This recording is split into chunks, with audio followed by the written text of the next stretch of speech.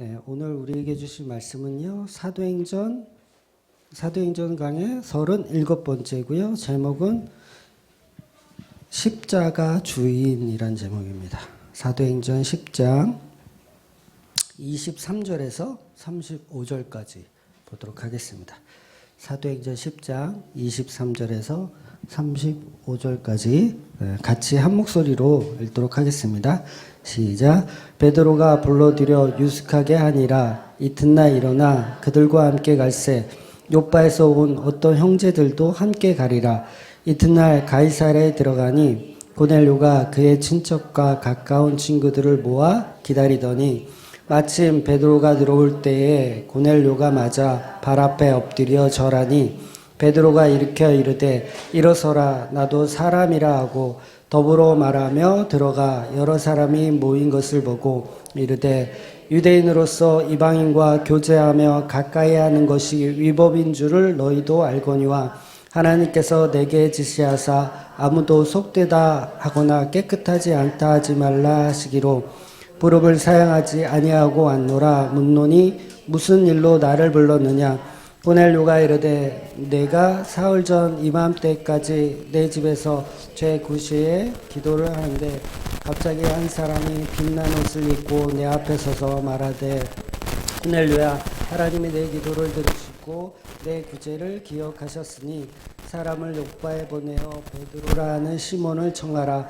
그가 바닷가 무두장이 시몬의 집에 유숙하니라 하시기로 내가 곧 당신에게 사람을 보내었는데 오셨으니 잘하였나이다.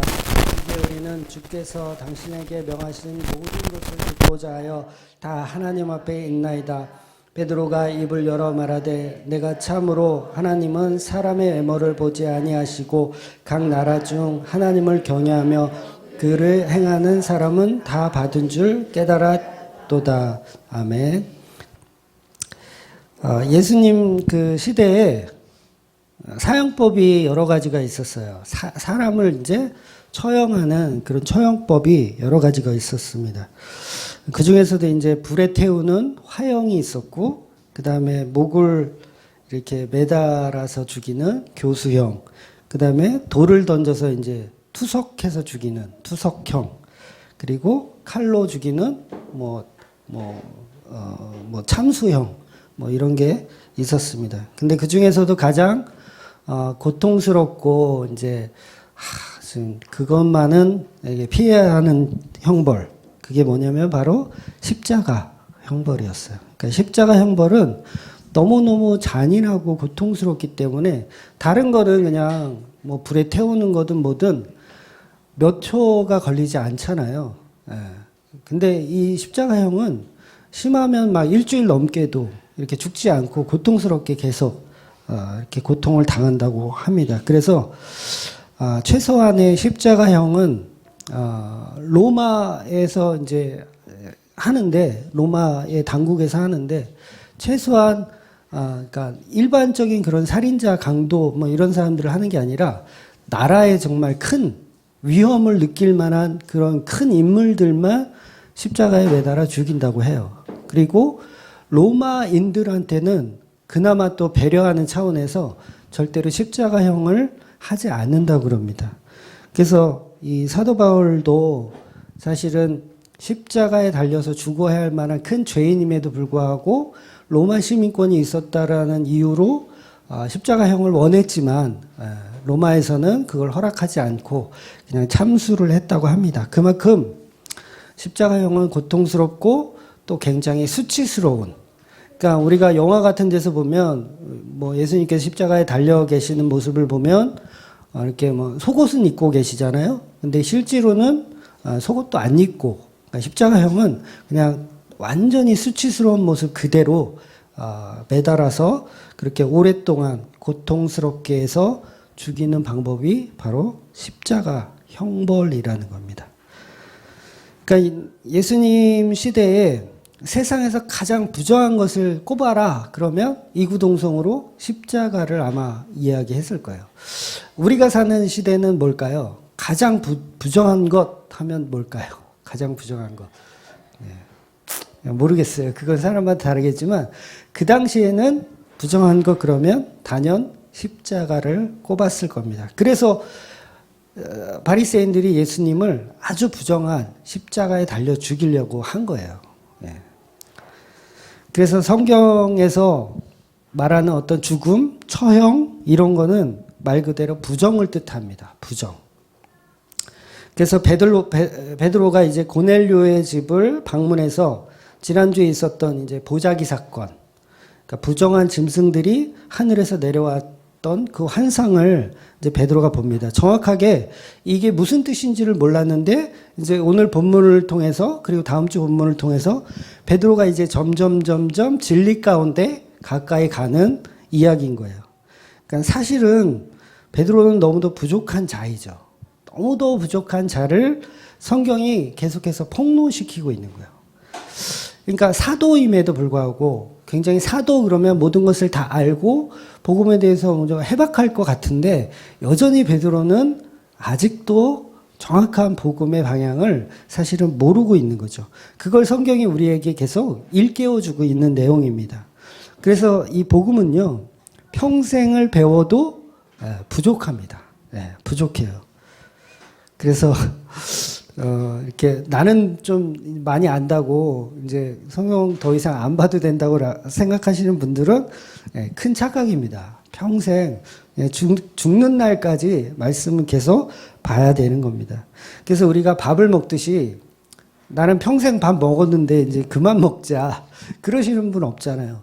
그러니까 평생 먹었어도 계속 노상 매일 이렇게 먹어야 하는 겁니다. 지겹다고 며칠 안 드시면 훅 가는 수가 있습니다. 그래서 말씀은 완벽하지 않아요. 내 안에 있는 그 말씀이 아직도 부족합니다. 더 먹어야 돼요. 그래서 그 연약함을 인지하시고 계속해서 말씀을 사모하시는 그런 성도님이 되셔야 됩니다. 그러니까 우리를 이기게 해줄 힘, 우리를 버텨내게 할 힘은 밥심밖에 없잖아요. 그죠? 말씀도 마찬가지입니다. 우리를 이 세상 가운데 이끌어주고 우리를 이 세상 가운데 끌어줄 수 있는 건 말씀의 힘밖에 없는 거죠. 그래서 25절에 보면 백부장인 고넬료가 베드로를 보자마자 발 앞에 엎드려 절을 합니다. 이건 도저히 있을 수 없는 상황인 거예요. 그러니까 이탈리아 부대의 백부장이라 그러면 정말 그 권력이 대단한 겁니다, 여러분. 그러니까 보통 중소기업 같은데 무슨 100명의 직원을 거느린 뭐 부장이나 뭐 과장 정도 돼도 굉장히 엄청난 파워잖아요. 근데 이건 지금 군대란 말이죠, 군대. 사람의 목숨을 살리고 죽일 수 있는 군대. 그런 군대의 백부장이 어부 출신의 베드로 앞에 넙죽 엎드려서 절을 한다는 것은 이건 사실 말이 안 되는 상황인 거예요. 그것도 이 베드로가 지금 무두장이 집에서 지금 오는 길이거든요. 무두장이.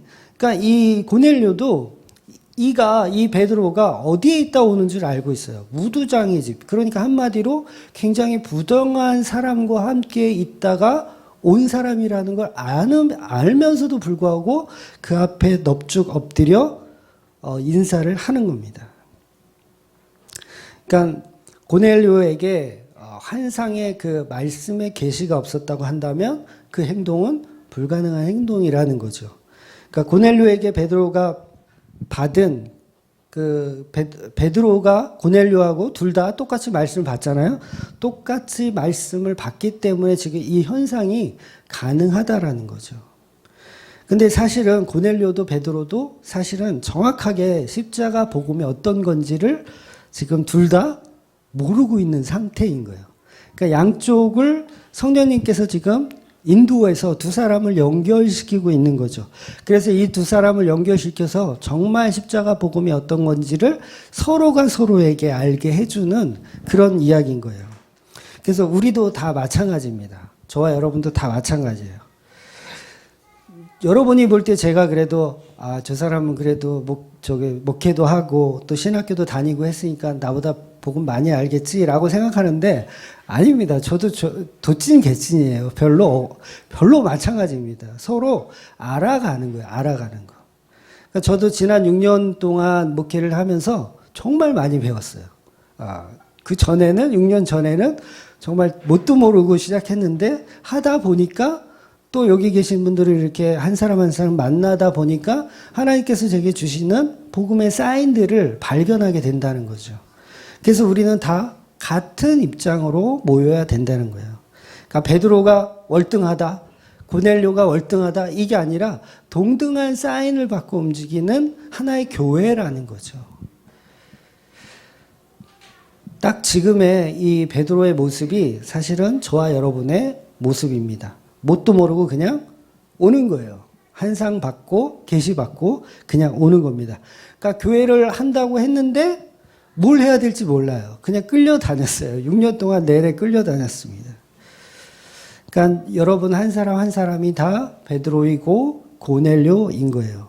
그래서 베드로는 넙죽 인사를 받지 않고, 그러니까 고넬료가 넙죽 인사를 하는데 인사를 받지 않고 이렇게 세우죠. 고넬료를 이렇게 세우면서 나도 당신과 똑같은 사람이다라고 얘기하면서 베드로는 굉장히 겸손한 모습으로 등장을 합니다. 그러나 그 다음 구절에 베드로의 사고와 사상이 복음이 부족하다는 것을 절실하게 그냥 폭로가 됩니다. 그게 어떤 내용인지 한번 볼게요. 28절에 보면 제가 읽어드릴게요. 이방인과 교제하며 가까이 하는 것이 위법인 줄을 너희도 알거니와 하나님께서 내게 지시하사 아무도 속되다 하거나 깨끗하지 않다 하지 말라 하셔서 이제 왔다는 거죠. 그러니까 무슨 얘기냐면 이방인과 교제하는 거, 내가 지금 너희들을 만나갖고 이렇게 이야기하고 이렇게 겸상을 하는 자체가 위법인 거 너네 알지? 이거예요. 그러니까 처음에는 굉장히 겸손한 것 같은데 여전히 그 안에 베드로 안에는 이방인에 대한 적개감이 있었다라는 거죠. 그러니까 위법인 거 알지? 그러나 하나님의 말씀에 의해서 내가 내 의지가 아니라 누가 시켜서 왔다라는 거예요. 나는 오고 싶은 생각이 별로 없었는데. 그러니까 사실은 너희들하고 겸상을 하는 것 자체가 위법이지만 하나님이 가라 해서 왔고 하나님이 깨끗하다 하니까 온 거지 내 생각은 그렇지가 않을 수 있다라는 거예요. 그래서 베드로도 고넬료도 둘 다 하나님의 계시를 통해서 온 부족한 사람들이라는 겁니다. 베드로도 전도나 선교를 목적으로 해서 지금 다니고 있는 게 아니에요. 그냥 왔다 갔다 하다 보니까 하나님의 이끄심에 의해서 이리저리 본의 아니기에 지금 이 고넬료의 집까지 오게 되는 겁니다. 그러니까 우리가 다 마찬가지죠. 어쩌다 보니까 복음을 이야기하고 있더라는 거예요. 내가 정말 복음을 공부해서 전하는 게 아니라 어쩌다 보니까 복음을 알게 되고 그 복음을 알게 되니까 나도 모르게 지금 복음을 이야기하고 있더라는 거죠. 그러니까 우리는 다 이 베드로의 모습이고 고넬료의 모습이라는 겁니다. 그래서 절대 복음은 지식으로 머물 수가 없습니다. 지식으로 머물 수가 없어요. 지식만 가득한 복음은 주위에서 재수없다는 평을 받아요. 그렇지 않습니까? 네, 저만 그런가요? 저 재수없다고 하는 사람 많던데. 그래서 반드시 십자가는 사랑의 진리로 가게 되어 있습니다. 그래서 십자가 복음과 사랑이 같이 가야 되는 거예요. 아니 같이 가게 될 수밖에 없죠. 그래서 십자가 진리는 사랑의 속성이기 때문에 절대 재수없지가 않거든요. 복음은 사랑의 속성이기 때문에 절대 재수없지가 않아요. 근데 그걸 재수없게 생각하는 사람들은 이제 물론 복음을 잘 이해 못하는 사람들이고 못 알아듣는 사람들이기 때문에 그렇게 보는 거지만 이게 우리에게는 사실은 숙제입니다. 네. 영원한 숙제. 갈 때까지 예수님 곁에 갈 때까지의 숙제예요. 사람들은 복음을 그렇게 가치 없게 생각하기 때문에 그렇습니다. 왜 사람들은 복음을 이해 못할까? 이렇게 엄청난 사랑이 담겨있는 이 복음을 왜 이해하지 못할까? 복음은 진짜 사랑의 전달인데 창조의 사랑인데 사람들은 이해를 못한다는 거죠. 그러니까 아무리 노아가 이렇게 방주를 만들고 배를 만들어서 사람들에게 이 방주에 타야 한다고 얘기해도 사람들은 그냥 노아를 그냥 재수없는 사람으로 또는 그냥 너 잘났다라는 식으로 그렇게 보는 거죠. 혹자는 그냥 미친 사람인가 보다. 아니 무슨 비가 와? 비가 뭔데 도대체? 비가 와? 그러면서 왜 그러면 비가 오면 뭐 강이나 바닷가에 지어야지. 이런 들판에다가 왜 배를 만들고 있어? 라고 생각하는 거예요. 그러니까 그 사랑의 의미를 전혀 이해를 못하는 거죠. 그러니까 고넬료가 이방인이지만 더럽지 않다는 것은 베드로는 지식으로 알고 있어요. 이제 배웠거든요. 며칠 전에 배웠거든요. 지식으로는 알고 있어요. 그런데 그 무두장이 집에서 있으면서 사실은 하나님이 알게 하시는 거거든요. 무두장이. 그래서 고넬료의 집까지 왔어요. 무두장이 그 부정한 무두장이 집에서 고넬료의 집까지 왔습니다. 가슴으로는 아직 불편합니다. 그러니까 예수님이 가라고 해서 왔기 때문에 이건 위법인 줄 아느냐라고 으름장을 놓는 거죠. 어떻게 보면. 물론 점잖게 겸손하게 얘기했겠지만 그 내면은 그렇지가 않다라는 거예요. 그러니까 오늘 본문은 베드로에게 복음을 안다는 저와 여러분에게 율법의 언약과 십자가 복음의 차이를 정확하게 설명해 주고 있는 내용이에요. 그래서 몇 주 설교가 조금 어렵다고 이제 말씀하시는 분들이 계셨는데 이제 결론 부분에 이제 다다라 가고 있습니다. 그래서 34절, 35절은 베드로가 참으로 하나님은 외모를 보지 않으시고 누구든지 하나님 앞에 나오는 자는 그가 부정한 이방인이라도 이탈리아 부대의 고넬료 식구더라도 하나님은 다 받아주신다는 것을 깨닫고 이제 제대로 된 복음을 정리하는 내용인 거예요. 결론이 그거예요. 제대로 된 복음을 정리하는. 그러니까 베드로는 무두장의 집에서 수일을 머물렀다가 왔어요. 부정한 것이 어떤 것인지를 몸소 경험케 하신 거예요. 이게 부정한 거구나. 무두장이는 짐승의 가죽을 벗겨서 세공하는 일을 하는 직업을 가진 사람을 무두장이라고 해요. 아주 부정한 사람이에요. 구약에서는 어떻게 저런 일을 할 수 있어? 라고 부정하게 생각하는 그 인물, 무두장이 그 집에 고넬료가 함께 먹고 자고 하는 거예요. 고넬료가 아니라 베드로가 함께 먹고 자고 하는 거예요. 그럼 구약에서 최초의 무두장이가 누구죠? 구약에서 최초의 무두장이 네, 맞아요. 하나님이에요. 최초의 무두장이가 하나님. 창세기 3장 21절 같이 볼게요. 시작. 여호와 하나님이 아담과 그의 아내를 위하여 가죽옷을 지어 입히시니라. 그죠? 하나님이 무두장이었어요. 띠로리. 그러니까 아담과 하와에게 가죽옷을 최초로 입혀주신 그 하나님. 그러니까 살아 있었던 어떤 짐승, 살아있는 어떤 짐승을 가지고 이걸 죽여서 가죽을 벗기려면 죽여야 되잖아요. 죽여서 그 짐승을 죽여서 그 짐승은 이제 제가 양으로 표현할게요. 양으로. 그 어떤 양을 하나님이 직접 잡아 죽여서 가죽을 벗겨버리는 겁니다. 하나님이 최초의 무두장이가 되신 거예요. 왜? 인간의 죄로 인해서 하나님이 무두장이가 된 거예요. 그러니까 인간의 죄로 인해서 하나님이 부정한 자가 되신 거예요. 이해가 되시죠? 하나님의 죄로 인해서 전지전능한 그 여호와 하나님께서 무두장이가 되신 거예요.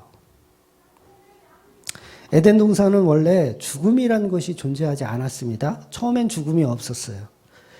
그럼 양이 죽을 이유가 없잖아요. 양이 왜 죽어요?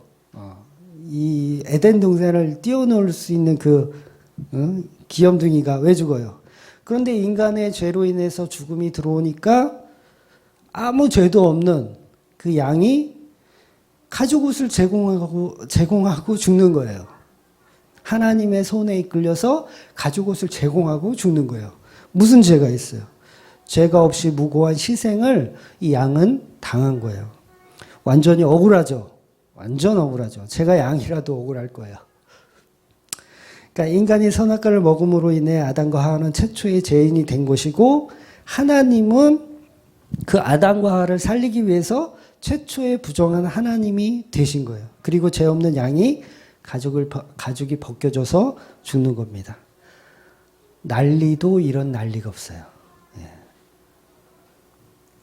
선악과 하나 먹었다가 하나님은 부정한 무두장이 됐고 사단은 갑자기 4살짜리 아이가 됐어. 막 흙을 주워 먹으면서 배로 기어다녀.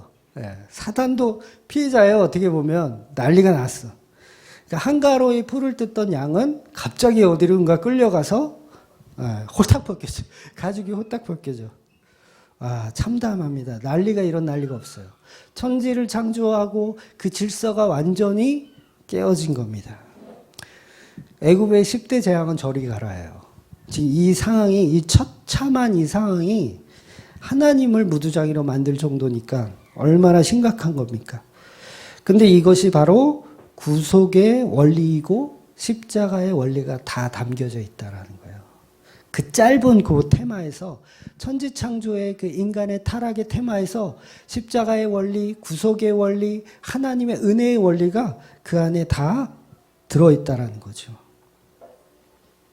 심지어는 하나님까지 부정한 하나님이 돼버렸으니 이게 얼마나 쇼킹한 십자가의 원리냐고요. 이게 복음입니다. 그러니까 십자가에 달린 예수도 부정한 자로 죽는 거예요. 아니, 죄 없는 어떤 이가 부정한 자라는 모든 죄를 뒤집어 쓰고 누명까지 써가면서 십자가에 달려 처절하게 죽으시는 거죠. 차라리 죄를 짓고 십자가에 죽으면 그냥 부정한 건데, 죄도 없는 분이 십자가에 달려서 부정한 자가 되어 죽었어요. 그러면 이거는 그 부정함을 뛰어넘는 부정함인 거예요. 얼마나 억울할까요? 우리 그 연쇄살인범, 화성 연쇄살인범 8차가 이제 진범이 이제 바뀔 수 있다라고 뉴스에 요새 계속 나오던데, 그런데 이미 형을 살았대요. 20년 넘게 형을 다 옥살이를 했대요. 근데 본인은 자기는 죽이지 않았다고 얘기를 하더라고요. 그게 사실이라면 그분은 그냥 얼마나 억울할까. 그냥 부정을 뛰어넘는 그 부정을 2번 당하신 거죠. 그러니까 예수님이 그 모습이라는 거예요. 그 예수를 이 땅에 죽으라고 보내신 하나님도 부정한 무두장이가 되신 겁니다. 예수라는 자기 아들의 가죽을 벗겨버리신 거예요. 당연히 하나님은 당연히 무두장이고 부정한 것입니다. 근데 그 하나님이 그 예수의 가죽을 벗겨서 성도에게 입혀주시더라는 거예요. 성도에게. 그러니까 하나님 무두장이 맞죠. 자기 아들의 가죽을 벗겨 성도에게 입혀주시는 무두장이가 맞습니다. 그렇게 자기 아들의 가죽을 벗겨서 입혀주시는 그 끔찍한 하나님, 핏값으로 사셨다는 말씀이에요. 핏값으로. 이게 복음입니다. 그 복음의 중심에는 오직 십자가만 서 있는 거예요. 그러니까 제가 피라는 단어는 별로 사용을 잘 안 해요. 이제 좀 혐오스럽기도 하고, 그래서 십자가라는 단어를 많이 사용하는데, 사실은 십자가란 말도 틀린 겁니다. 정확하게는 피예요, 피. 그러니까 십자가는 피를 말하는 도구고, 실제로 우리가 십자가를 통해서 구원을 받는 게 아니라 예수 그리스도의 피를 통해서 구원을 받는 거예요. 그래서 십자가라는 통로로 제가 뭉뚱그려서 설명을 하는 겁니다. 그러니까 본질은 피에 있는 거예요, 피. 예수님의 그 피, 보혈이라고 하잖아요. 그 보혈에 있는 겁니다. 그래서 엄밀히 따지면 십자가로 구원을 받는 게 아니라 그 피로 구원을 받는 겁니다. 그래서 제가 십자가, 피 이렇게 혼용해서 쓰더라도 잘 이해하시면 감사하겠습니다. 그 정도 실력은 다 되시죠? 그런 걸로 딴지 거는 사람은 없겠지, 설마? 그러니까 십자가는 살해 도구, 예수 그리스도를 죽이는 살해 도구인 거고, 본질은 피에 있는 거죠, 피. 그러니까 하나님이 레위기에서 부정한 것들을 계속 말씀을 하세요. 부정한 것들. 뭘 말씀하고 싶은 거냐면, 그 가죽 옷의 세공자가 누구냐? 그걸 얘기하시는 거예요. 예수 그리스도의 십자가 사건의 플랜과 어떤 그 계획을 누가 했느냐? 그걸 구약에서 계속 설명하는 거예요. 전부 무두장이신 하나님이 하고 계시다. 그 얘기를 설명하고 있는 겁니다.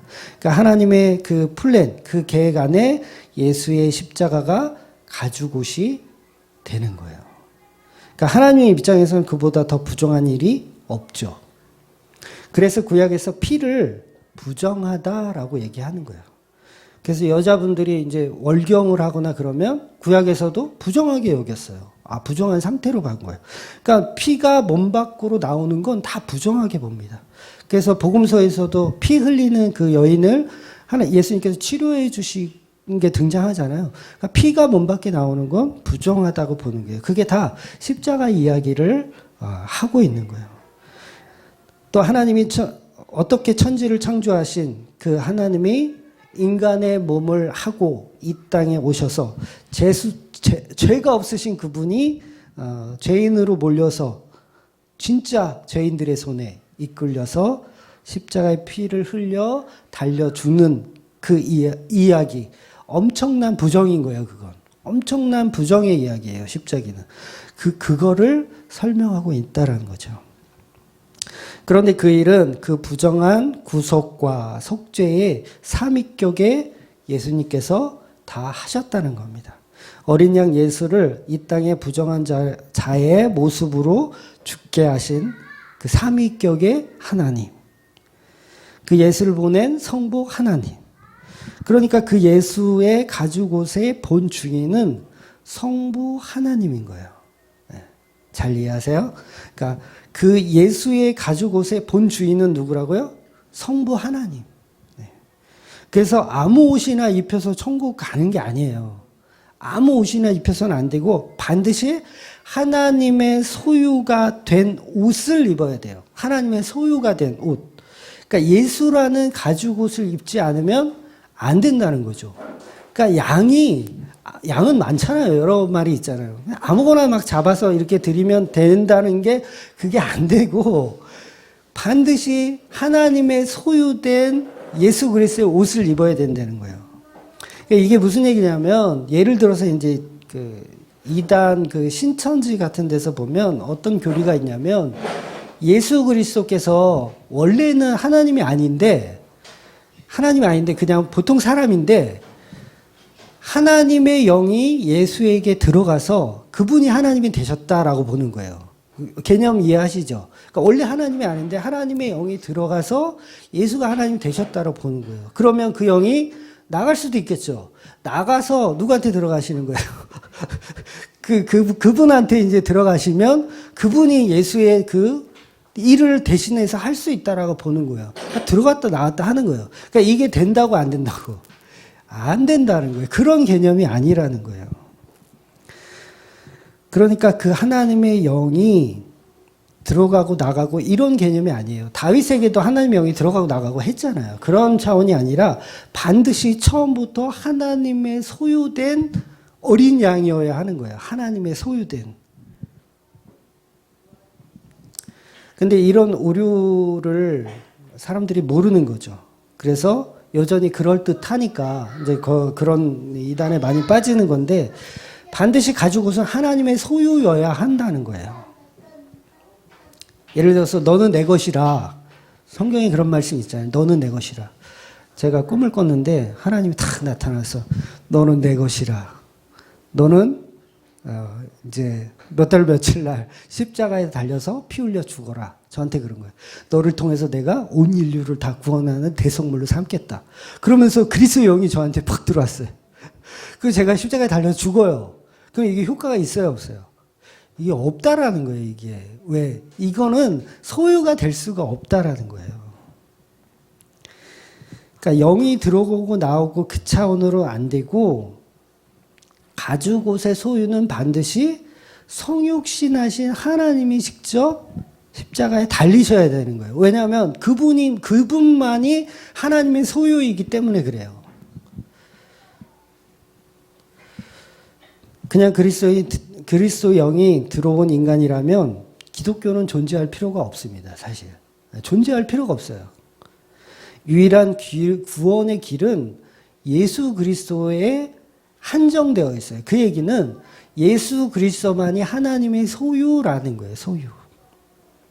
아무리 하나님이 저를 지목해서 너는 십자가에 달려 죽으라고 해도 그것으로 인류를 구원할 수가 없는 거예요. 피의 능력이 제 피 가지고는 소용이 없다라는 거죠. 십자가는 반드시 소유된 하나님 곧 예수께서 직접 달리셔야 하는 겁니다.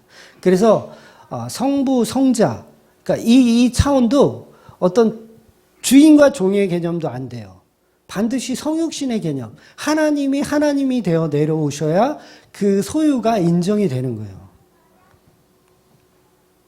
물론 모든 것이 하나님의 소유죠. 하나님의 주인이시죠. 그런데 핏값만큼은 하나님이 직접 책임을 지셔야 되는 겁니다. 여러분, 선물이라는 건 주는 자의 소유가 있어야 그 효력이 발생돼요. 제가 여러분에게 선물을 뭔가를 줄라 그래. 이거를 줄라 그래, 선물을. 근데 이게 내게 아니야. 그냥 막 줘. 그럼 이게 될까요? 이건 말이 안 되는 거예요. 그러니까 쉽게 설명드리면 저기 가면 여의도에 가면 63빌딩 있잖아요. 제가 63빌딩을 여러분에게 선물로 드릴게요. 네. 그럼 이게 말이 안 되는 거잖아요. 이건 저는 사기꾼이거나 이게 안 되는 거예요. 왜냐하면 그 63빌딩의 소유가 제게 아니기 때문에 그런 거예요.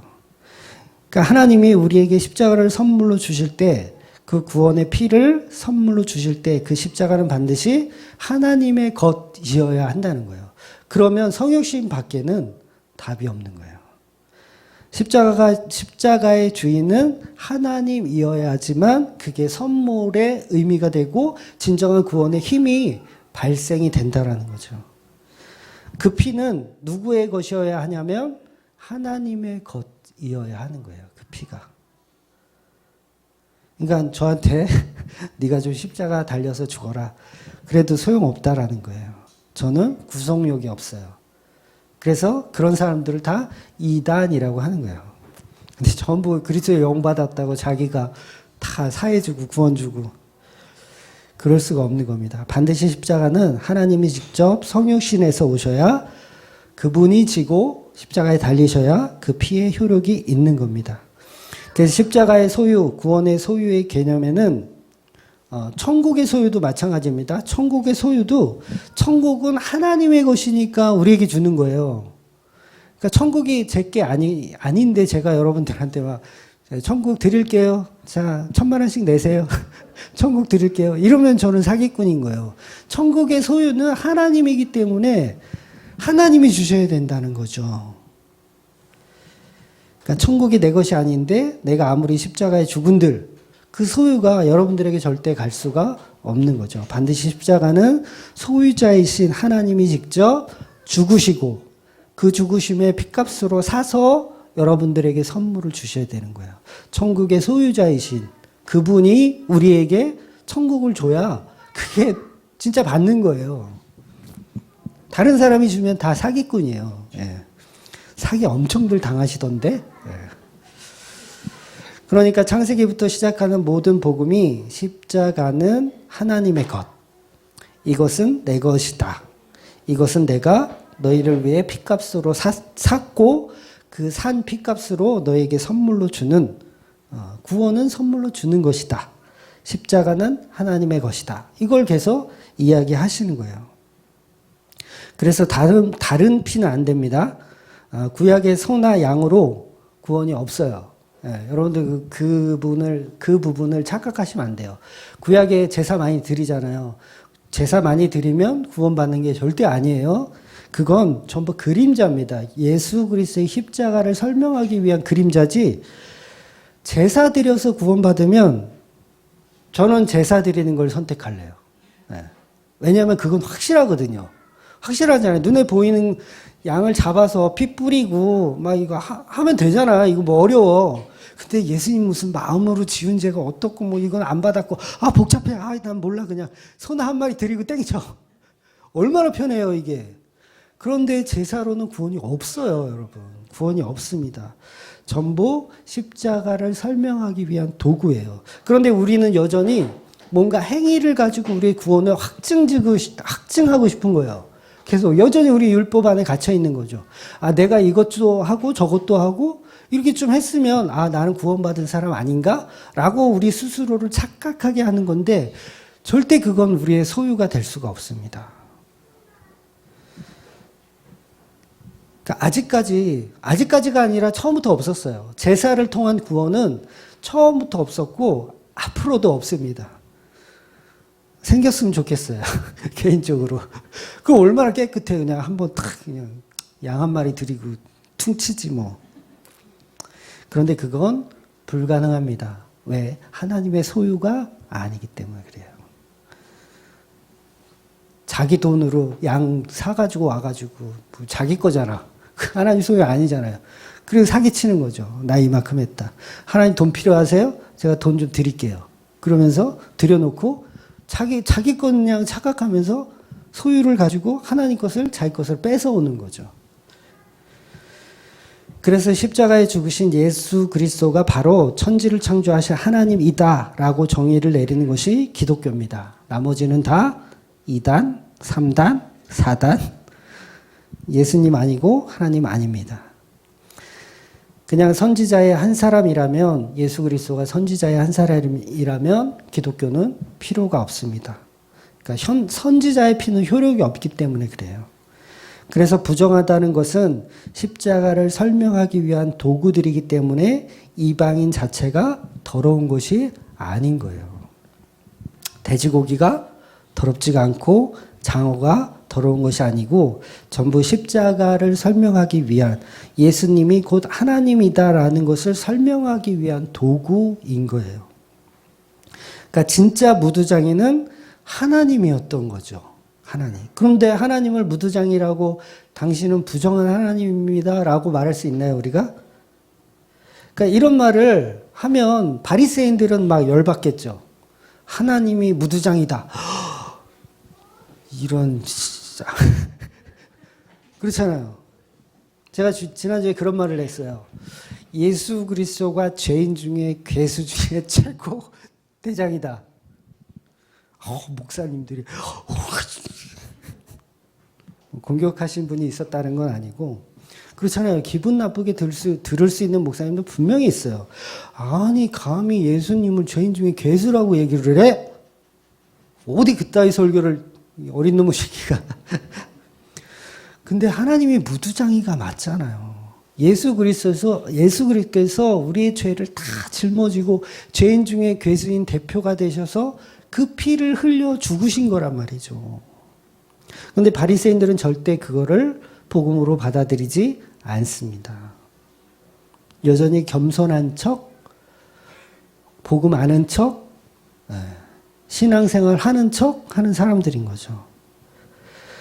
너희에게 십자가를 선물하기 위해서 그 십자가가 누구의 것인지를 말씀하시는 게 성경 전체의 줄거리라는 거예요. 그러니까 예수님이 그냥 십자가에 달려서 죽어도 소용이 없어요. 그분이 하나님이라는 걸 증명해내야 돼요. 하나님 스스로가. 그래서 예수님은 성육신하셔서 오신 거예요. 다른 사람은 안 돼.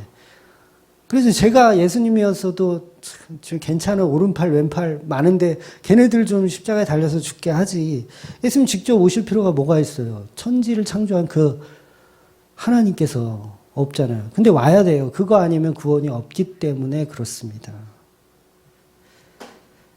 그래서 십자가는 하나님의 것인 거예요. 근데 전부 우리는 아직 부족한 베드로 수준이다 보니 복음을 안다고 하면서 성경에 있는 십자가 복음을 전부 겸손한 어떤 덕목으로 생각을 한다는 거죠. 그러니까 스님들처럼 생각을 하는 거예요. 그러니까 겸손하게 사도가 이 고넬료 앞에 백부장 앞에 절을 받는데 이렇게 세우면서 얼마나 겸손해요. 베드로가. 겸손하지 않습니까? 여러분 우리도 베드로처럼 이렇게 겸손한 사역을 하셔야 됩니다. 이런 선교를 할 수밖에 없게 되는 거예요. 이 구속의 의미, 이 십자가의 의미를 모르면 그런 설교를 할 수밖에 없습니다. 그런데 성경은 진정한 무두장이는 하나님이다라고 얘기하는 거예요. 십자가의 주인은 그 피의 주인은 누구인가? 가죽옷은 누구의 가죽옷인가? 그 가죽옷을 누가 만드셨나? 그게 다 성경이 말하고 있는 겁니다. 하나님이신 예수가 십자가에 죽어 부정한 자의 대표가 되었는데 너 베드로는 고작 먹을 것 가지고 아직도 부정하다고 하는 그 수준이니 그거를 오히려 책망하고 있는 거예요. 십자가 주인은 하나님이야. 십자가가 뭐야? 십자가가 부정한 거 아니야? 저주받은 거 아니야? 그거의 주인은 하나님이라고. 십자가의 주인은 하나님이야. 십자가보다 더 저주스럽고 더 부정한 거 있어? 없잖아. 근데 그게 왜 더러워? 고넬료가 왜 더러워? 이방인이 왜 더러워? 하나님이 십자가의 주인인데 그렇잖아요. 이 개념만 여러분 알면 더 이상 이 세상에 부정한 것은 없는 거예요. 어떤 사람도 우리는 부정하다 말할 수가 없는 거죠. 근데 바리새인들은 그걸 몰랐어요. 문둥병자를 보면 부정한 자. 피를 흘리는 여자를 보면 부정한 자. 강도 만난 자. 부정한 자. 이걸 모르는 거예요. 가장 부정하신 분이 하나님이라는 걸 우리는 여전히 모르는 거죠. 이 신약 시대에 지금 성령의 시대를 사는 지금도 우리 교인들 안에 여전히 그게 있어요. 하나님은 부정하다라는 정의를 모르는 거죠, 모르는 거.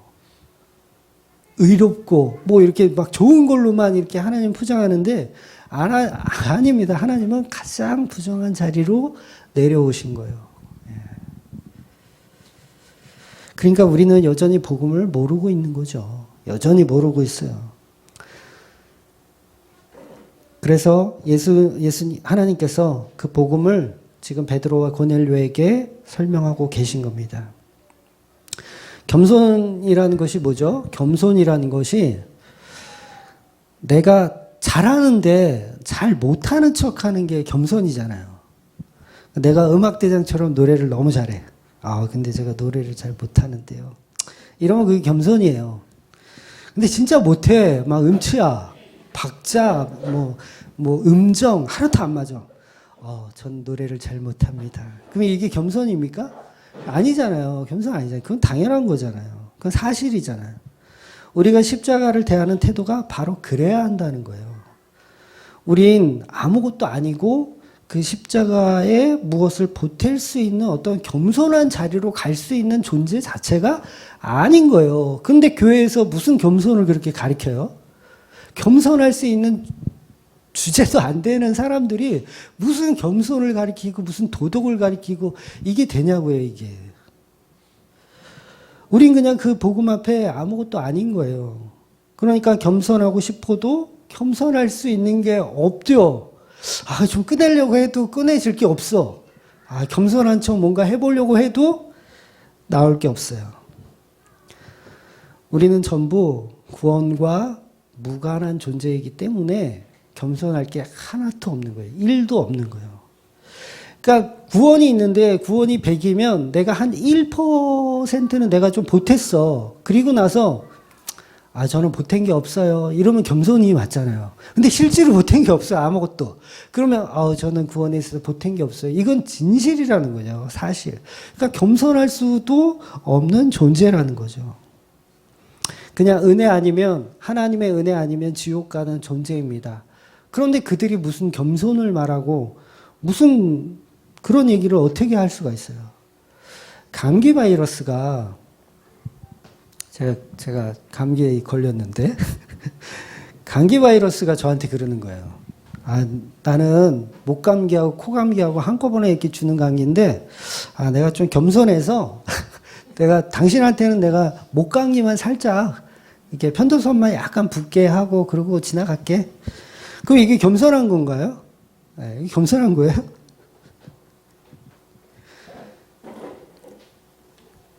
십자가 앞에서 우리는 바이러스 같은 존재인 거예요. 바이러스. 아무것도 아닌 티끌, 먼지 그런 존재인 거예요. 우리가 감히 어떻게 하나님 앞에 우리의 겸손을 이야기할 수 있는 존재가 아닌 거죠. 구원은 하나님이 100% 하셨고 하나님께서 무두장이가 되셔서 그 십자가의 구원을 이루셨는데 자꾸 우리는 겸손하게 봐요. 십자가를. 인간은 십자가의 복음 앞에 겸손한 말을 할 수 있는 존재가 못 됩니다. 그래서 우리 목사님 복음 앞에서 얼마나 겸손한지, 우리 장로님 복음 앞에서 얼마나 겸손하신지. 교인들은 겸손할 게 없는 거예요. 하나님 앞에. 성도에게는 적용될 수 없는 게 겸손의 덕목인 거예요. 왜? 우리는 하나님이 무두장이이신 그 하나님, 예수 그리스도만큼 이게 될 수가 없으니까 그 앞에 우리가 아무리 낮추어 봐야 낮출 수가 없어요. 그럴 수가 없기 때문에 우리는 십자가 앞에 그냥 무기력히 나아가는 거예요. 무기력히. 겸손도 사치인 죄인으로 나아가는 거예요. 그래야 여러분 십자가가 보입니다. 안 그러면 십자가 안 보여요. 네. 겸손으로 치장하기 바빠요. 우리가 교회 안에서 얼마나 겸손으로 치장하기 바쁜지 몰라요. 그런 사람들이 정말 재수없던데 저는. 그러니까 우리가 할 수 있는 겸손은 예수님을 배우는 거예요. 십자가를 배우는 게 그게 겸손입니다. 그러니까 겸손은 예수님이 하시는 거예요. 예수님이 우리가 하는 게 아니라. 마태복음 11장 29절입니다. 시작. 나는 마음이 온유하고 겸손하니 나의 멍에를 메고 내게 배우라. 그리하면 너희 마음이 쉼을 얻으리라. 그러니까 여러분 복음이 왜 이게 잘 안 들어가는 줄 아세요? 너무 가진 게 많아서 그래요. 가진 게 많다는 건 겸손할 수 있는 토대가 많이 있다라는 거잖아요. 내가 뭘 다 잘해. 노래도 잘하고 드럼도 잘 치고 악기도 잘하고 말도 잘하고 다 잘해. 그러면 겸손할 수 있는 토대가 많은 거예요. 근데 아무것도 못해. 완전히 이건 뭐야 이건. 할 줄 아는 게 아무것도 없어요. 그럼 겸손할 수 있는 게 아무것도 없잖아요. 그럼 우리가 하나님 앞에 겸손할 수 있는 게 있냐고요. 하나님 앞에 할 수 있는 게 뭐가 있어요. 우리가 아무것도 없는데 왜 자꾸 우리가 겸손해지려고 하냐고요. 아니요. 겸손은 예수님께서 하셨으니까 그 예수님께서 하신 그 겸손을 보면서 우리는 십자가의 은혜와 사랑을 발견하는 거죠. 교인들이 너무 잘난 게 많아서 은혜가 안 보이는 거예요. 복음을 알아도 그게 은혜로 가지 않고 겸손으로 간다니까요. 사람들이. 나 복음 알아. 그러고서 겸손으로 가요. 막 스님처럼 막 겸손한 모습으로 가요. 그러니까 교회들도 불교도 타종교에서도 다 말하는 도덕적인 가르침, 겸손 그 덕목하고 달라요. 기독교가 말하는 겸손은 전혀 다릅니다. 그런데 대부분 그리 가죠. 세상이 말하는 겸손의 덕목으로 교회들도 그렇게 가는 거예요.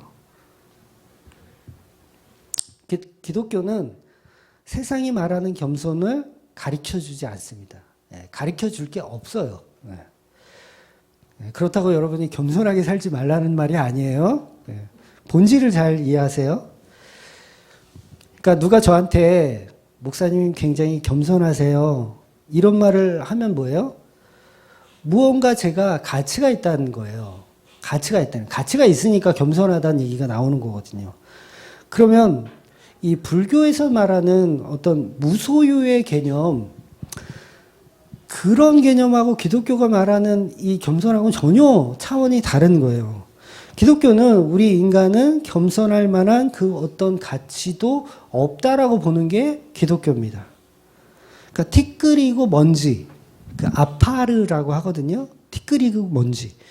그러니까 바이러스, 미세먼지, 보이지도 않는 그런 존재 가치가 없는 그게 저와 여러분인 거예요.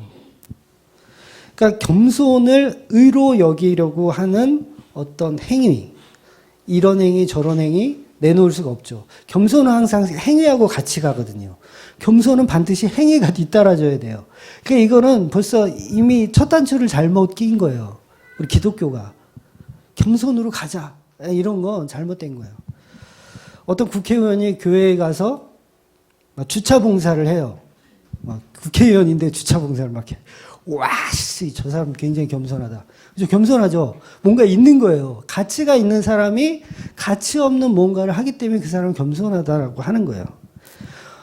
주일학교 선생님으로 해. 아이들 신발 정리를 해주고. 이야, 국무총리가 막. 이야. 그러니까 기독교가 말하는 겸손은 그런 게 아니라는 거예요. 근데 전부 교회에서 그런 겸손 가르치잖아요. 그런 건 그냥 인간들 사이에서 칭찬해주는 덕목이라는 거죠. 스님들이 칭찬해주고, 천주교인들이 칭찬해주는 그런 덕목이라는 거예요. 기독교는 그런 칭찬을 하는 종교가 아니라, 우리는 겸손해질 수도 없는 존재라는 걸 가리키는 게 기독교라는 거죠. 그러니까 우리 교회는 겸손하게 이웃을 사랑하고 이웃의 모범이 되고 이런 게 거의 90%가 이상이 교회의 표어야. 교회들마다 들어가서 보면 무슨 우리 교회가 지향하는 어떤 거, 이웃을 사랑하고 이웃의 뭐 하고 전부 이게 다 종교라는 거예요. 종교. 이걸 전문 용어로 개수작이라고 하는 거예요. 이거를. 기독교는 그런 종교가 아니라는 거죠. 그냥 다른 종교에서 다 있는 거를 신앙생활이라고 하지 않습니다. 자기는 여전히 겸손한 신앙생활을 한다라고 착각을 하지만 결국 그게 지금 고넬료의 모습이고 베드로의 모습인 거예요. 아직 복음이 뭔지, 십자가의 구속의 원리가 뭔지, 예수께서 왜 이 땅에 오셔서 십자가에 죽으셨는지, 하나님이 그 예수를 보내셔서 왜 무두장이가 되셨는지, 가죽옷을 왜 벗겼는지 전혀 모르는 거죠. 아니요, 지식은 알아요. 그분들이 왜 모르겠어요? 알아요. 근데 여전히 그 종교가 나한테 더 좋은 거예요. 저도 좋아요. 사람이 누가 이혜원 목사님 이렇게 겸손해 그러면 저도 좋아요. 그러니까 거기서 벗어날 방법이 없는 거죠, 우리는. 그래서 말씀을 계속 먹어야 돼요. 먹어야 돼. 기독교는 그런 것을 가리키는 종교가 아니고 티끌이고 먼지의 자리로 가는 게 기독교입니다. 내놓을 겸손도 없어야 성도예요. 그게 바른 기독교 정신입니다. 베드로는 아직 그게 안 되는 겁니다. 자기가 뭐 좀 했다고, 자기가 뭐 좀 있다고 착각하는 거죠. 여러분, 목사가 벤츠를 타고 다닐 능력이 되는데 티코를 타고 다녀요. 겸손이야 이것도. 짜증나. 아니에요. 근데 차라리 벤츠를 타면서 저도 인간이라 이렇게 좀 자랑하고 싶네요. 저의 또 과시를 하고 싶어지네요. 삐까번쩍한 교회 건물 이렇게 탁 짓고 우리 성도 막 몇천 명 되는 거 막 노예 가서 자랑하고 싶고, 여전히 저는 답 없는 인간이네요. 하나님 저 어떻게 해야 돼요? 도대체 이게 좋은 걸 어떡합니까? 라고 하는 게 차라리 나은 거지, 내가 벤츠 탈 능력이 되는데 티코 탁 타면서 난 이렇게 겸손해. 난 무소유야.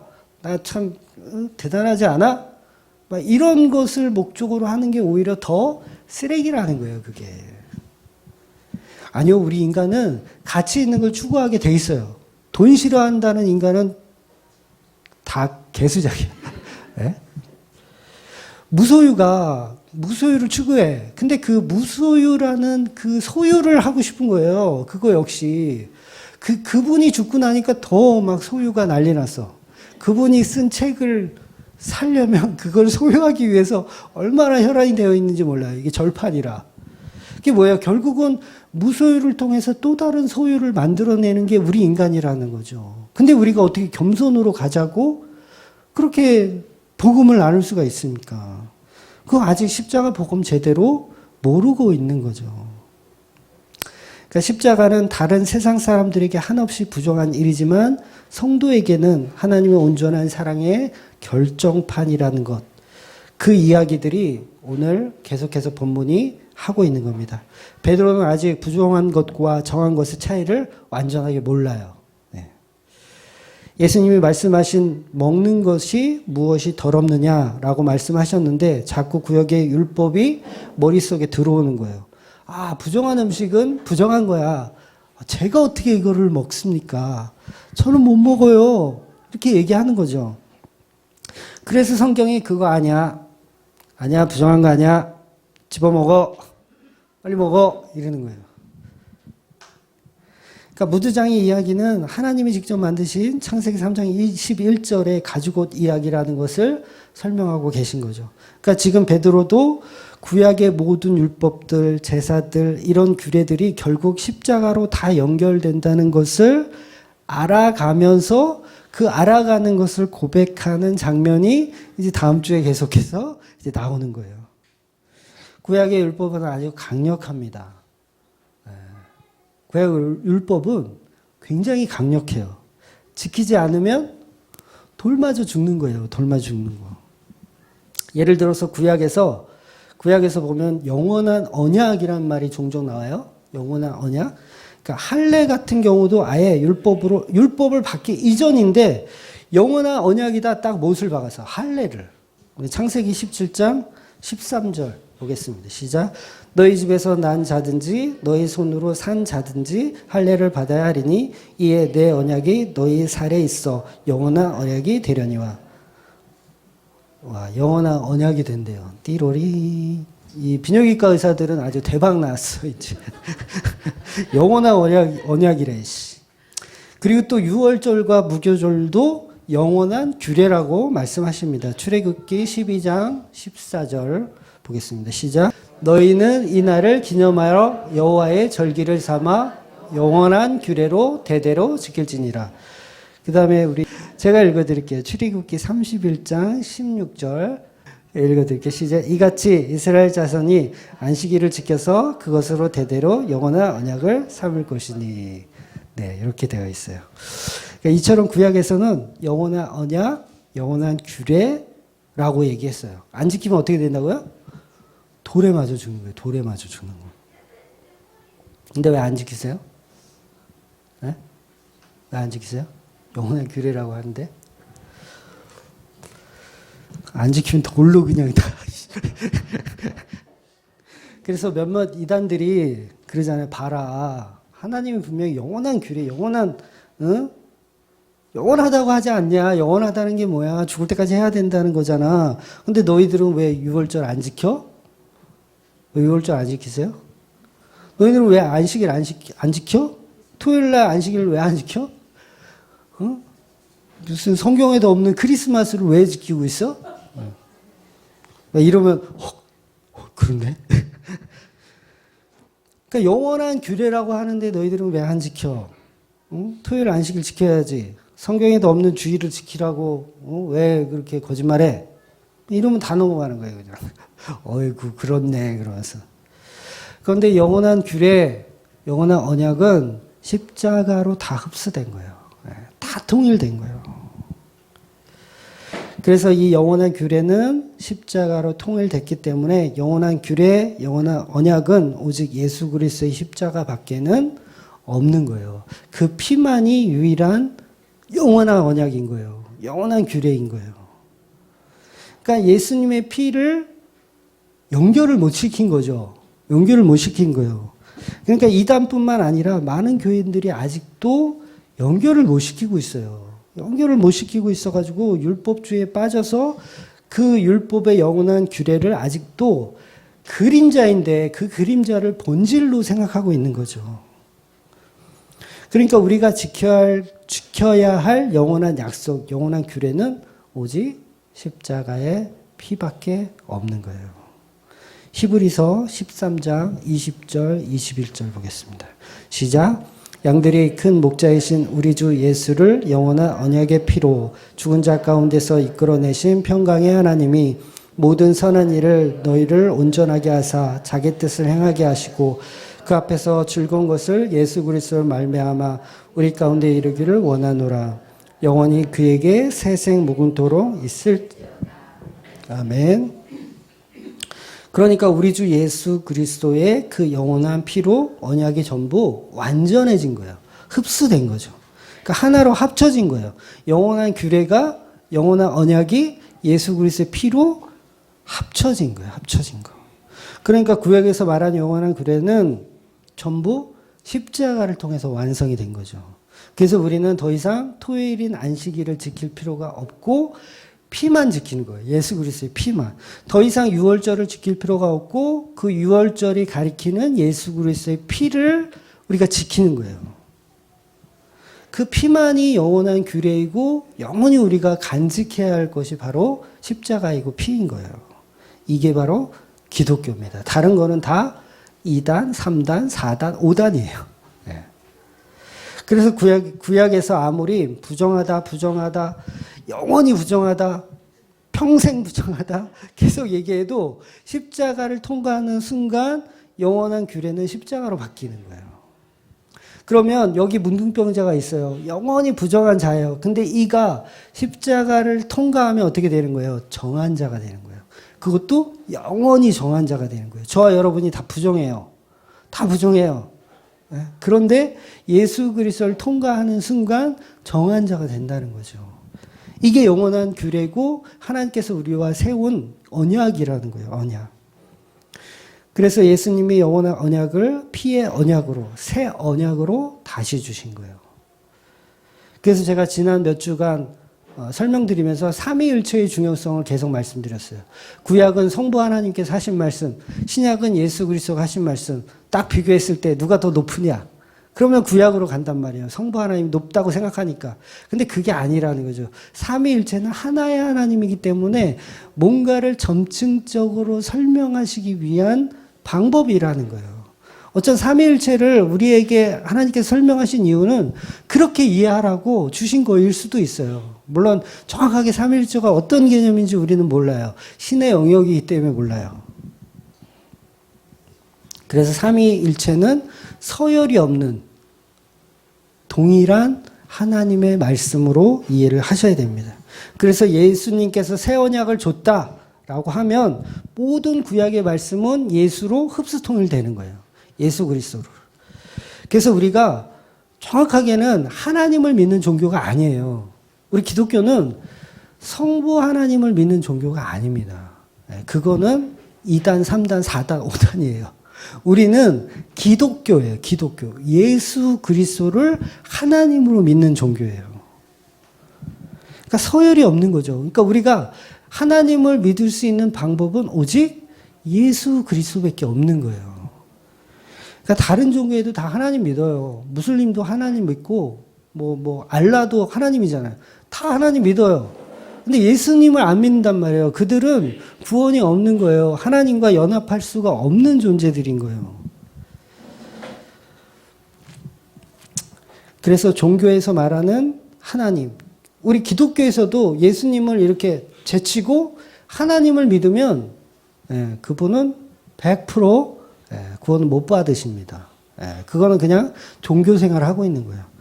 기독교는 반드시 예수 그리스도를 믿는 종교고 예수를 통해서 하나님을 보는 종교예요. 요한복음 14장 6절 보겠습니다. 시작. 예수께서 이르시되 내가 곧 길이요 진리요 생명이니 나로 말미암지 않고는 아버지께로 올 자가 없느니라. 그래서 예수님이 이 새 언약이라고 하면 영원한 규례나 율법은 십자가 안으로 전부 투영이 되는 거예요. 그래서 곧 예수를 믿는 것만이 하나님을 믿는 거예요. 예수 없이 하나님을 믿을 수가 없습니다. 그래서 예수님은 새 언약을 주시는데 그 새 언약이 피예요. 피. 새 언약이 피. 새 언약이란 말이 뭐예요? 구약의 모든 언약들이 이 새 언약 안으로 다시 흡수돼 들어온다는 게 새 언약이잖아요. 누가복음 22장 19절 20절 시작. 또 떡을 가져 감사 기도하시고 떼어 그들에게 주시며 이르시되 이것은 너희를 위하여 주는 내 몸이라. 너희가 이를 행하여 나를 기념하라 하시고 저녁 먹은 후에 잔도 그와 같이 하여 이르시되 이 잔은 내 피로 세우는 새 언약이니 곧 너희에게 붓는 것이라. 너희를 위하여 붓는 것이라. 그러니까 새 언약이라고 분명히 말씀하시죠. 그러니까 예수님이 유월절 어린 양으로 죽으셨어요. 그러니까 구약에서는 유월절이 영원한 규례가 맞아요. 그런데 이게 이제 예수 그리스도께서 본질적으로 십자가에 달려서 죽으셨기 때문에 새 언약이 이제는 십자가로 다 투영되는 거예요. 그래서 이 영원한 규례는 실제이신 예수가 유월절의 본질이 되어서 죽은 그 피를 우리가 의지해서 가는 거죠. 그러니까 무두장이신 하나님의 손에 의해 인간의 죄 때문에 예수님이 십자가에 죽으신 것, 그것을 믿는 게 바로 기독교라는 거죠. 그래서 우리가 영원히 지켜야 하는 유월절은 바로 예수님의 살과 피, 바로 십자가예요. 더 이상 유월절을 지키시면 안 돼요, 여러분. 유월절을 지키시는 게 아니라 십자가를 지키시는 겁니다. 그래서 사실은 매일 성찬식을 해야 되는 거예요. 성찬식을 매일 해야 돼. 근데 그 또한 형식이 될 수 있기 때문에 우리가 말씀을 통해서 예수님의 십자가, 살과 피를 계속 말씀으로 먹는 거예요, 여러분이. 그래서 교회에 왔는데 내가 예수님의 피와 십자가 이야기를 안 듣고 갔어, 그냥. 갔어. 그러면서 그분은 성찬을 안 하신 거예요. 성찬 안 하고 그냥 온 거예요. 그럼 뭐예요? 그게 종교 생활하고 가신 거예요. 그냥 여가 생활하고 가신 거예요. 그냥. 반드시 교회 와서는 예수 그리스도의 살과 피에 대한 이야기를 듣고 십자가에 대한 이야기를 듣고 가셔야 그 언약을 내가 한 번 더 듣고 가는 거예요. 우리는 전부 모기입니다. 모기. 네, 오후에 설교할 거예요. 오후에 우린 전부 모기여서 예수님 피 빨아먹고 사는 사람들이에요. 그 피가 없으면 우리는 구원을 받을 수도 없고 우리의 영양을 섭취를 할 수가 없는 존재예요. 그래서 예수님이 내 피를 먹어라, 내 살을 먹어라 하는 거예요. 먹으라는데 왜 안 먹어요? 먹어야죠. 그럼 우리 뭐예요? 목이 맞잖아요. 목이 아니야. 목이 맞지. 그것도 다 암컷 모기. 다 수컷은 안 물어요. 암컷 모기. 다 여자, 교회. 예. 그래서 빠른 거야. 그게 다 창조의 질서인 것 같아, 어떻게 보면. 야, 여자들만 피 빨아먹어라. 그리고 남자 모기들은 이런 거 막 찾아다니면서 그냥 수액 빨아먹고, 슬퍼. 그러니까 교회는 예수 그리스도의 피를 빨아먹고 사는 그런 존재들인 거예요. 그게 성도라는 거죠. 근데 피가 싫다고, 나는 피가 싫어. 나는 겸손해. 아니요. 우리는 피를 빨아야 돼요. 예수 그리스도의 피가 없으면 우리는 저주 가운데 가는 그런 사람들에 불과합니다. 십자가를 지키는 것만이 영원한 규례고 영원한 언약입니다. 그래서 우리는 더 이상 안식일이나 유월절을 지키지 않고 예수 그리스도의 십자가만 기념하는 것입니다. 이것이 진리이고 이것이 구원입니다. 바로 이게 기독교라는 것입니다. 그래서 어떤 부정한 것도 십자가 안에 통과되면 다 정해지는 거예요. 영원한 규례가 되는 겁니다. 더 이상은 부정하다 말하지도 못한 그런 상황이 되는 거죠. 그래서 이 영원한 규례를 받으면 더 이상의 취소도 없어요. 네, 취소도 없습니다. 천국 갔는데 야 너는 천국 왔는데 좀 부정한 것 같아. 다시 지옥에 가. 이런 것도 없어요. 네, 한 번 정하다. 영원한 규례예요. 영원한 규례. 예수 그리스도의 피는 영원한 규례입니다. 근데 지옥은 그 십자가의 은혜가 없는 곳이에요. 십자가 없이 자기 스스로 의롭게 여기는 자들, 겸손하다고 착각하는 자들이 모여 있는 곳이 지옥입니다. 그러니까 복음을 안다고 하는 사람들이 모여 있는 곳이 또 지옥이기도 해요. 근데 교회 갔는데 사람들이 전부 자기 행위를 자랑하면서 겸손한 척 연기하고 있으면 그거 교회 아닌 거죠. 그건 그냥 이렇게 지옥 모임? 뭐 그런 건 거예요. 교회에서 전부 그거 자랑하기 바쁘잖아요. 내 권력 자랑하고, 내 부 자랑하고, 명예 자랑하고. 야, 이렇게 모인 곳이 과연 천국일까? 저는 지옥이라고 생각해요. 십자가도 아닌 것이 예수를 여전히 우리는 흉내내고 있는 거죠. 우리가 그 앞에서 어떤 것을 내놓을 수가 없는 거예요. 예수님의 보혈 앞에, 예수님의 죽음 앞에, 예수님의 십자가 앞에. 이게 손발이 맞아야 장사도 해먹죠. 나는 잔뜩 자랑 삼아 놓았는데 예수님은 그거 아니래. 저는 계속 자랑하고 싶은데 성도님들 저는 이렇게 겸손해요. 저는 티코 타고 다니고요. 막 이렇게 자랑하고 싶은데 예수님은 내 손발을 안 맞춰줘. 그거 아니라는 거예요. 예수님은. 뭔가 좀 해먹으려고 해도 뭐 해먹을 수가 없어. 그러니까 도대체 누구하고 손발을 맞추는지는 여러분들 각자의 생각에 맡기겠습니다. 그러니까 예수님은 그런 얘기를 하신 적이 없으니 우리가 누구하고 손발을 맞추냐고요. 그냥 우리는 아무것도 아닙니다. 우리는 십자가에 피를 빨아먹는 그런 은혜 받는 존재들에 불과합니다. 그냥 닥치고 십자가나 따라가겠습니다. 이게 여러분 기독교입니다. 그게 예수 믿는 것이고 이게 신앙생활 하는 겁니다. 예수의 살과 피를 믿는 저와 여러분이 되시기를 주의 이름으로 축원드립니다. 아멘. 기도하겠습니다.